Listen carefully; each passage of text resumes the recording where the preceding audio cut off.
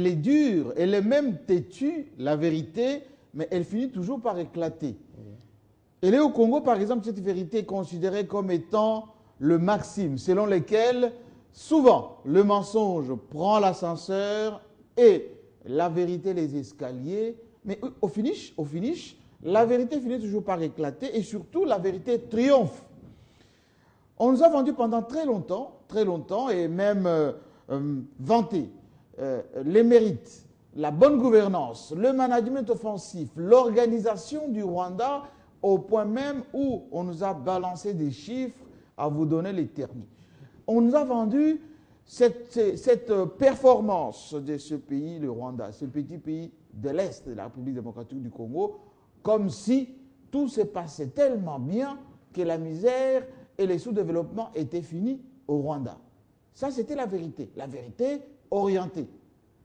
Mais on pouvait considérer que c'était le mensonge. Pourquoi? Parce que seulement hier, l'Institut rwandais des statistiques, corroboré par les organismes internationaux, d'ailleurs publié ce matin sur Radio France Internationale dans une chronique économique sur le vrai chiffre du Rwanda, qui vient d'être publié. Tenez, premièrement, les chiffres de la croissance, 4,3% au lieu de 7,5% l'année dernière. C'est-à-dire qu'il y a une chute de moitié en un an de performance en termes de croissance économique. Un autre chiffre. Chute des exportations, notamment des matières premières. Chute également des recettes douanières et on nous explique que cette dégringolade est due essentiellement aux faits suivants. Premièrement, il y a la baisse des richesses qui venaient de la République démocratique du Congo. Vous vous rappelez de la rente guerrière, ce qui était amassé via les rébellions successives. Oui, c'est terminé. Oui, c'est terminé parce que les Nkunda sont déjà au Rwanda, les Tanganda sont déjà à La Haye, les M23 en Ouganda. Il ne reste pas grand-chose pour essayer de tirer les richesses de la République démocratique du Congo. Deuxièmement, baisse des aides. Et je dirais les mannes qui venaient de l'étranger, notamment de l'Europe du Nord, des États-Unis aussi, pour financer l'économie rwandaise parce qu'elle servait de tremplin pour exécuter parfois des sales besognes.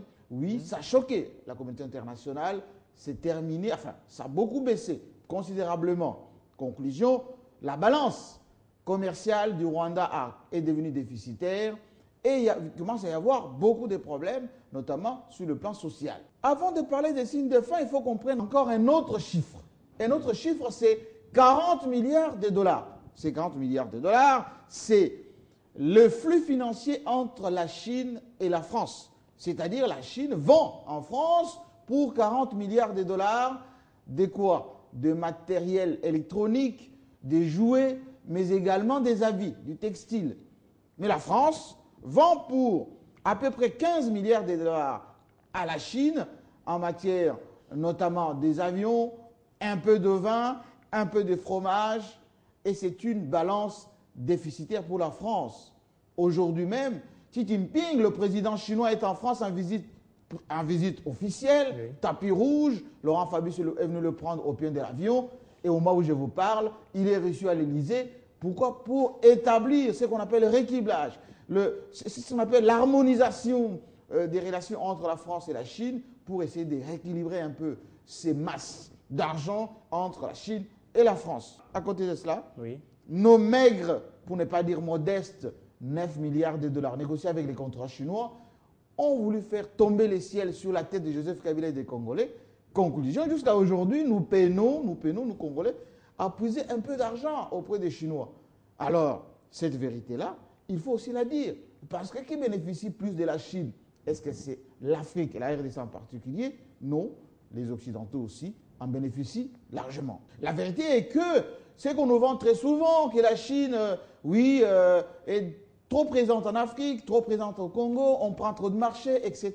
Il faut essayer de voir un peu tout ceci, ce n'est pas tout à fait équitable. Non, la Chine est plus présente en France, par exemple l'immobilier, la restauration, le tourisme, maintenant l'électronique, aussi la délocalisation de beaucoup d'industries françaises en Chine crée beaucoup de flux financiers, ça crée aussi des emplois. Il faut que cela aussi profite à notre pays.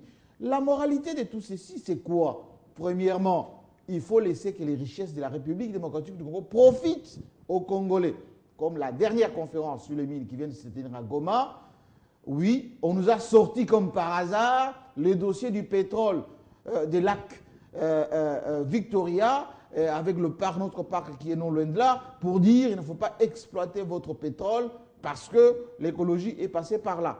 Mais oublions que la plupart des Congolais de l'Est ont besoin de quoi? De l'argent pour développer ce qui n'a pas été fait ni par les ONG, ni par tous ceux qui ont toujours donné des leçons.